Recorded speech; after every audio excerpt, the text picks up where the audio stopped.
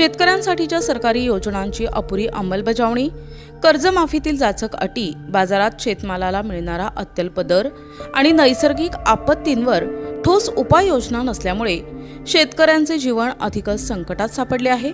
या धोरणात्मक अपयशाला कंटाळून कोळसांगवी येथील विठ्ठल भाऊसाहेब गाडे यांनी राहत्या घरी गळफास घेऊन आत्महत्या केल्याची दुर्दैवी घटना घडली आहे।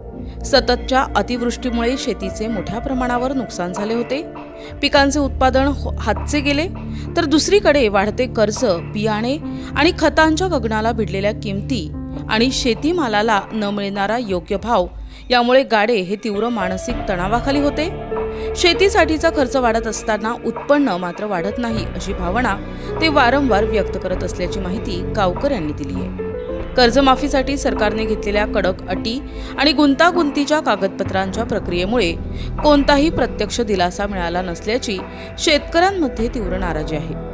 कर्जमुक्ती केवळ घोषणांपुरतीच मर्यादित राहिल्याचा आरोप स्थानिक शेतकऱ्यांनी केलाय। घटना घडली त्यावेळी घरात कोणीही उपस्थित नव्हते।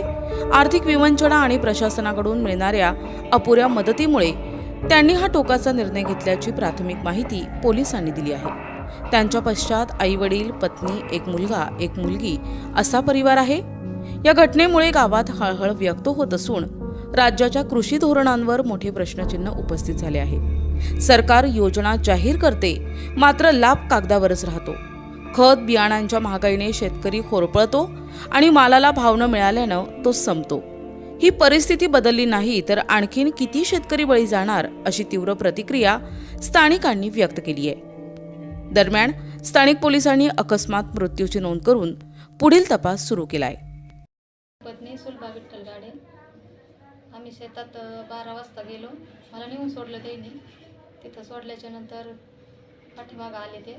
मुलाला म्हटले, तू आईला आणि चुलतीला नेऊन सोड, माझं 2 मिनटं काम आहे। त्याच्यानंतर मग मुलांनी आणलं सोडलं शेतात आणि ते इथंच राहिले।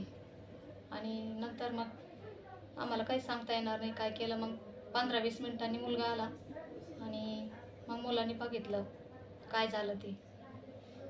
तर तोवर फाशी घेतलेली होती आणि मुलांनी वर उचललं, त्याला वाटलं आहे जिवंत, पण त्या टायमाला झालेलं होतं, पण आम्हाला काही कळलंच नाही। काय अंदाज काय होता का त्यांना, असं परिस्थिती काही कर्ज वगैरेचं काही बाकी सांगता? काही नाही, शेताबद्दल बोलायचे ते, खूप खर्च करायचे ते, शेतीला भरपूर पैसा घालायचा आणि पदरात काहीच नाही पडायचं ना। उत्पन्न कमी व्हायचं आणि मालाला भाव बी नसायचा। कांद्याला आम्ही 2 लाख रुपये खर्च झाला आणि आमचे मागच्या वर्षी कांद्याचं पीक घेतलं, त्याच्यात तोटा।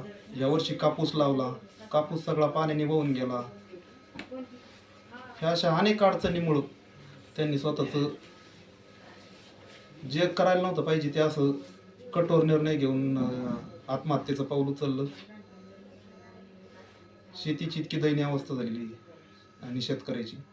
काय वाटतं बरं तुम्हाला, आता काय व्हायला पाहिजे यावर? शेतकऱ्यांच्या प्रश्नाचा कुठंतरी सरकारने विचार केला पाहिजे।